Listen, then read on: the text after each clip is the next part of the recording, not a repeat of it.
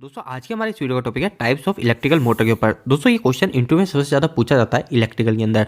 और दोस्तों इस वीडियो के अंदर आपको अच्छे से समझ में आए तो मैं आपको टाइप्स तो बताऊंगा ही और साथ साथ उस मोटर के यूजेस भी बताऊंगा जिससे आपको काफी अच्छे से समझ में आ जाए। तो दोस्तों वीडियो को स्टार्ट करते हैं। तो दोस्तों अगर आपसे कभी इंटरव्यू के अंदर इलेक्ट्रिकल मोटर कितने प्रकार की होती है यह पूछा जाता है तो आपको उनको क्लियरली आंसर देना है कि हमारी मोटर को 3 भागों में बांटा जाता है। ये 3 भाग कौन कौन से है? तो दोस्तों सबसे पहला जो भाग हो गया वो है हमारी एसी मोटर। ठीक है, आप सभी ने सुना है एसी मोटर। जो भी मोटर हमारी एसी करंट से चल रही है वो कहलाएगी हमारी एसी मोटर।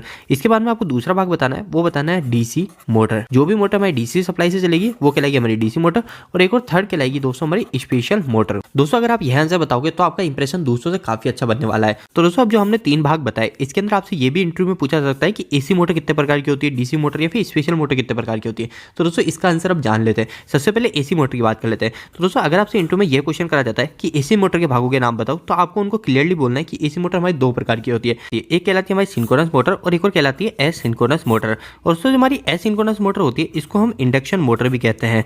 और दोस्तों अगर आपसे इंटरव्यू में पूछा जाए कि सबसे ज्यादा उपयोग होने वाली मोटर कौन सी है तो दोस्तों वो यही मोटर है, इंडक्शन मोटर। और अगर आपको इंटरव्यू में इंप्रेशन अच्छा बनाना है तो आप इंडक्शन मोटर के साथ साथ एसिंक्रोनस मोटर भी बोल सकते हो, क्योंकि इंडक्शन मोटर का जो एक और नाम है वो एसिंक्रोनस मोटर है। अब दोस्तों आपको ये तो क्लियर हो गया कि हमारी एसी मोटर के अंदर 2 टाइप्स होते हैं, एक सिंक्रोनस और एक एसिंक्रोनस, जिसको हम इंडक्शन मोटर भी बोल सकते हैं। पर दोस्तों मैंने आपको कहा था कि मैं आपको इसके यूजेस बताऊंगा ताकि आपको याद रहना काफी आसान हो जाए। तो दोस्तों हमारी जो सिंक्रोनस मोटर होती है, एसिंक्रोनस मोटर तो आपने कई जगह देखी, पर जो हमारी सिंक्रोनस मोटर होती है ये दोस्तों कहाँ उपयोग ली जाती है?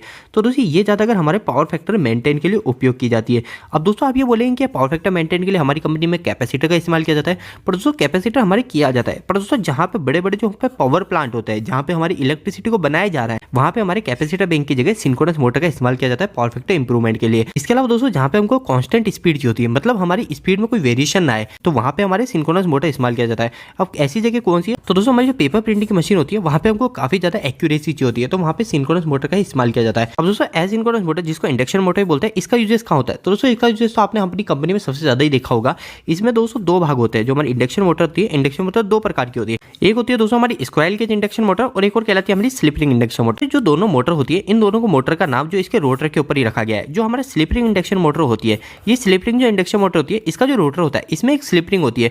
ये स्लिप रिंग मोटर उस जगह लगाई जाती है जहाँ पे हमको स्टार्टिंग में काफी ज्यादा हाई टॉर्क की जरूरत होती है। जैसे आपने देखी हमारी क्रेन जो होती है, उस क्रेन के अंदर जो होस्टिंग के लिए, जो हमारा वेट लिफ्टिंग के लिए हमको उठाना या नीचे करना होता है, वहां पे हम अधिकतर स्लिप रिंग इंडक्शन मोटर का ही उपयोग करते हैं। अब दोस्तों एसी मोटर के बाद में हम बात कर लेते हैं डीसी मोटर की। अगर आपसे इंटरव्यू पूछा जाता है कि डीसी मोटर कितने प्रकार की होती है तो दोस्तों उस समय आपको आंसर देना है हमारी डीसी मोटर को 4 भागों में बांटा जाता है। नंबर 1 है दोस्तों डीसी शंट मोटर। अब दोस्तों डीसी शंट मोटर कौन सी है? हमारी दोस्तों जितनी भी आपको कहीं पे डीसी मोटर मिलेगी ना, उसमें आप ये समझ लीजिए 80% जो चांस होंगे वो डीसी शंट मोटर के ही होंगे, क्योंकि डीसी शंट मोटर सबसे ज्यादा उपयोग की जाने वाली मोटर है डीसी में।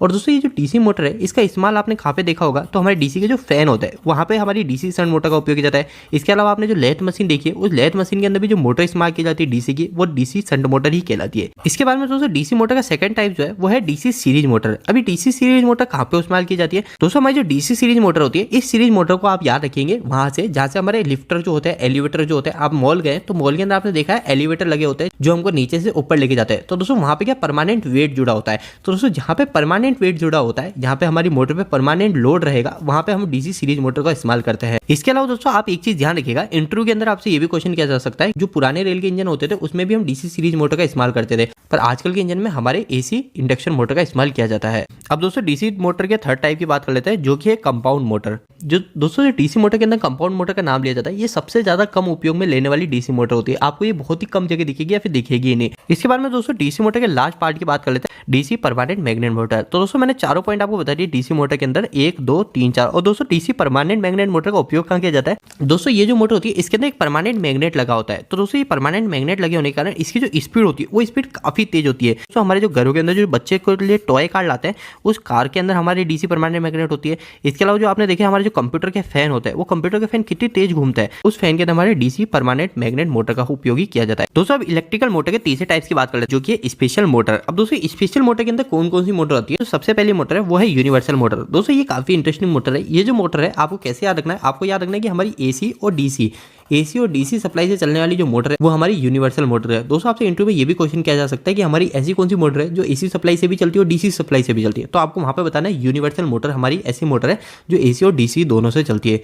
इसके बाद में स्पेशल मोटर का जो दूसरा टाइप्स है वो है स्टेपर मोटर। अब ये स्टेपर मोटर कौन सी, तो दोस्तों स्टेपर मोटर का इस्तेमाल उस जगह किया जाता है जहां पे हमारा जो रोटेशन होता है वो रोटेशन फिक्स होता है। रोटेशन फिक्स का मतलब जैसे दोस्तों आपने देखा है कोई मशीनें ऐसी आती है जो जैसे ये सामान है, इस सामान को उठा के वो इस जगह रख देगी, ठीक है, फिर वापस इस सामान को उठा के इस जगह रख देगी, तो उसका जो रोटेशन है वो रोटेशन फिक्स है, वो यहाँ से उठाएगी और यहाँ पे रखेगी। तो ऐसी जगह दोस्तों हमारे स्टेपर मोटर का इस्तेमाल किया जाता है। और दोस्तों स्पेशल मोटर जो होती है इसका इस्तेमाल हमारे रोबोट के अंदर भी किया जाता है। दोस्तों स्पेशल मोटर का जो थर्ड पार्ट है वो है सर्वो मोटर। दोस्तों सर्वो मोटर की एक खास बात यह है कि सर्वो मोटर के इस्तेमाल के लिए हमको एक सर्वो वीएफडी भी लगानी पड़ती है। और दोस्तों सर्वो मोटर का इस्तेमाल भी कई जगह किया जाता है जहां पे हमको फिक्स स्पीड चाहिए होती है या फिर हमारा जो रोटेशन है वो रोटेशन बिल्कुल फिक्स चाहिए होता है, बिल्कुल जहां पे हमको एक्यूरेसी चाहिए होती है वहां पे भी हम सर्वो मोटर का इस्तेमाल करते हैं। इसके अलावा दोस्तों जो रोबोट होता है रोबोट के अंदर भी सर्वो मोटर का भी इस्तेमाल करते हैं। तो स्पेशल मोटर के अंदर जो लास्ट पॉइंट आता है वो आता है दोस्तों ब्रशलेस डीसी मोटर का, ठीक है। ये ब्रशलेस डीसी मोटर जो आती है ये हमारे स्पेशल मोटर के अंदर आती है।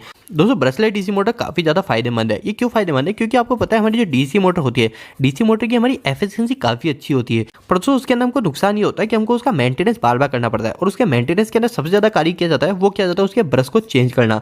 तो दोस्तों हमारी जो ब्रशलेस डीसी मोटर होती है ये ब्रशलेस डीसी मोटर की एफिशिएंसी काफी अच्छी होती है, क्योंकि इस मोटर के अंदर हमको बार बार ब्रश चेंज करने की प्रॉब्लम नहीं होती है। इस मोटर के अंदर ब्रश नहीं लगे होते हैं। दोस्तों इस मोटर को आप फ्यूचर मोटर भी बोल सकते हो, क्योंकि इसकी हाई एफिशिएंसी के चलते इस मोटर का काफी ज्यादा भविष्य में इस्तेमाल किया जाएगा। तो दोस्तों उम्मीद है कि आज आपके टाइप्स ऑफ इलेक्ट्रिकल मोटर्स जुड़े सवालों के जवाब मिल गए होंगे। दोस्तों अगर आप कहीं पे इलेक्ट्रिकल या फिर मैकेनिकल फील्ड के अंदर कहीं पढ़ाई कर या फिर जॉब कर रहे हैं तो दोस्तों आपके लिए काफी महत्वपूर्ण सूचना है कि हमने एक वेबसाइट स्टार्ट करी जिसका नाम है www.engineeringdost.com। दोस्तों इस वेबसाइट पे आपको काफी अच्छे हिंदी में इलेक्ट्रिकल और मैकेनिकल से जुड़े आर्टिकल मिलेंगे। और दोस्तों आपको यहाँ पे जो भी सारे आर्टिकल मिलेंगे वो इतने आसान शब्दों में होंगे कि यहाँ पे कोई 8वीं 10वीं क्लास के लड़के भी जाके इनको पढ़ते हैं तो वो भी अच्छे से इलेक्ट्रिकल और मैकेनिकल समझ जाएंगे। तो दोस्तों एक बार आप हमारी वेबसाइट से जरूर जुड़िए। इसके लिए दोस्तों आप गूगल पे जाके सर्च मारिए engineeringdost.com।